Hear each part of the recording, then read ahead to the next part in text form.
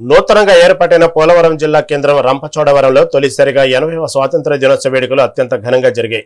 జిల్లా కలెక్టర్ దినేష్ కుమార్ ముఖ్య అతిథిగా హాజరై జాతీయ పతాకాన్ని ఆవిష్కరించి పోలీసుల గౌరవవందన స్వీకరించారు. అల్లూరి సీతారామరాజుతో పాటు గిరిజన యోధుల త్యాగాలను ఆయన స్మరించుకున్నారు.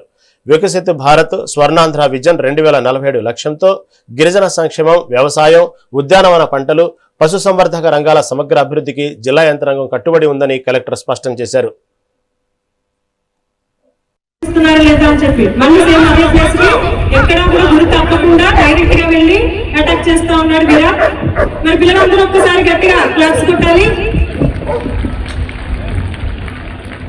మా ఊరికి ఆచరణ అయిపోయింది.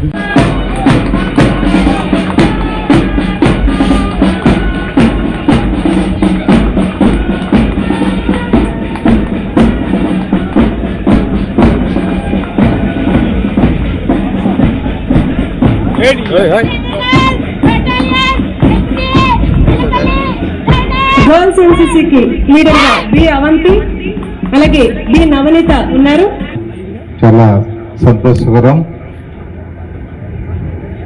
గౌరవనీయ జిల్లా కలెక్టర్ గారి చేతుల మీదుగా స్వాతంత్ర సమరయోధులకు ఘన సన్మానం నిర్వహించబడుతుంది. స్వాతంత్ర సమరయోధులందరికీ సభికుల తరపున హుషారుగా కొట్టాలి, స్లో అయిపోతున్నారు. వీరి త్యాగాలను గుర్తుంచుకునే జాతి ఎప్పటికీ ఓడిపోదు.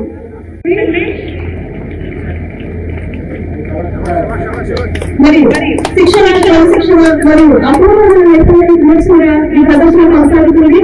కలెక్టర్ గారు చాలా చక్కగా అభినందిస్తుంది, ఆయనకి అభినందన తెలియజేస్తుంది. అందరూ ఒకసారి గట్టిగా క్లాస్ పెట్టాలి.